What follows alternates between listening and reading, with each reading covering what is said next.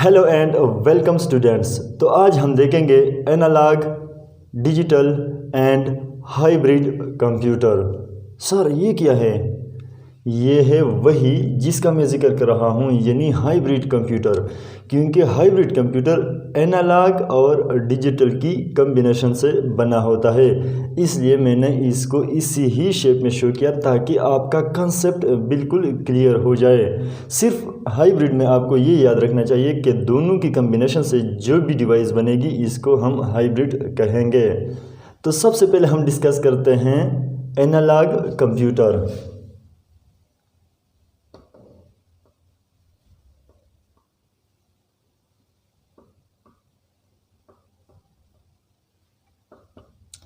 Analogue computer. Analog computer का point number 1,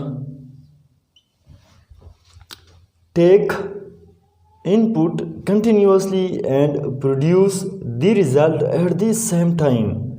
यानी वो जो भी डेटा लेगा बिल्कुल कंटिन्यूस डेटा लेगा और एज इट इज़ वो आपको रिजल्ट प्रोड्यूस करके देगा।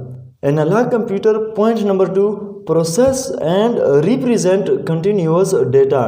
कि उसको जो भी डेटा आएगा वो कंटिन्यूस आएगा, कंटिन्यूसली वो इसको प्रोसेस करेगा और उसी वक्त आपका जो रिज़ल्ट है वो शो करेगा, रिप्रेजेंट करेगा। तो अब आते हैं पॉइंट नंबर 3 की तरफ।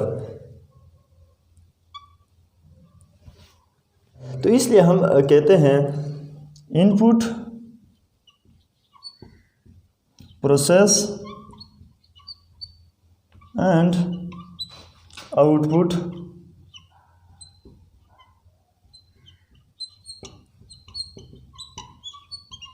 एनालॉग। यानी वो जो भी डेटा लेगा एनालॉग होगा, प्रोसेस भी एनालॉग सूरत में करेगा एंड आउटपुट एनालॉग, और जो भी आपको रिजल्ट या आउटपुट देगा वो भी एनालॉग ही होगा। Very much speedy, very much speedy, ये बहुत ही ज़्यादा स्पीडी होगा।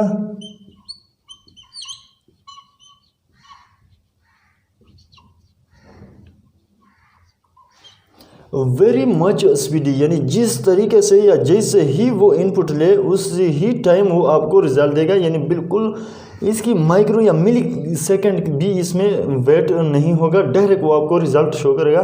तो इसलिए हम इसको कहते हैं कि वेरी मच स्पीडी है।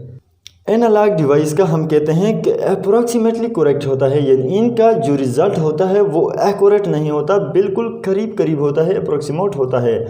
होता कुछ यूँ है कि फॉर एग्जांपल ये हमारा एक एनालॉग क्लॉक है, अभी 2 PM बजने वाले हैं। तो कोई हमसे पूछे कि नाउ अब क्या टाइम है, तो हम कहते हैं इट्स 2 PM या इट्स 2 o'clock। तो होता यह है कि वो बिल्कुल एज इट इज़, यानी बिल्कुल 2 तो नहीं होते, कोई सेकंड का तो कम से कम फ़र्क होता है, मगर हम फिर भी इसको कहते हैं कि इट्स 2 o'clock। अगर हमसे कोई डिजिटल क्लॉक टाइम पूछे तो हम कहते हैं कि 2:01 है। तो हम इसको एक्यूरेट रिजल्ट दे सकते हैं क्योंकि ये डिजिटल वॉच है और ये हमारा एनालॉग वॉच है। तो पॉइंट नंबर 6 है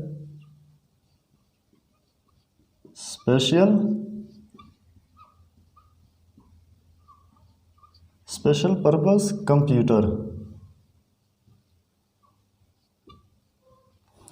special purpose computer, for example ये हमारा एक स्केल है, तो ये एक स्पेशल पर्पस के लिए बना है कि हम इस पे वेट ही करेंगे, इसके अलावा वो कोई और काम नहीं कर सकता। तो डिजिटल कंप्यूटर जो होता है, फॉर एग्जांपल ये एक स्मार्टफोन है, तो हम इसको नहीं कह सकते कि ये स्पेशल पर्पस है क्योंकि ये जनरल पर्पस है। जनरल पर्पस इसलिए कि हम इससे मैसेजिंग कर सकते हैं, चैटिंग कर सकते हैं, कॉल कर सकते हैं, स्ट्रीमिंग कर सकते हैं, एज ए वॉच हम यूज़ कर सकते हैं, एज ए कैलेंडर हम यूज़ कर सकते हैं, इसमें टॉर्च होता है, एज ए टॉर्च हम यूज़ कर सकते हैं। तो ये जनरल पर्पस होता है, इसका एक डिवाइस के बहुत सारे पर्पस होते हैं। एनालॉग की ये एक खामी किस्म की है कि वो एक स्पेशल टास्क के लिए बना होगा, इसके अलावा वो कुछ नहीं कर सकता, जैसा कि ये स्केल। तो इसका पॉइंट नंबर 7 है नो मेमोरी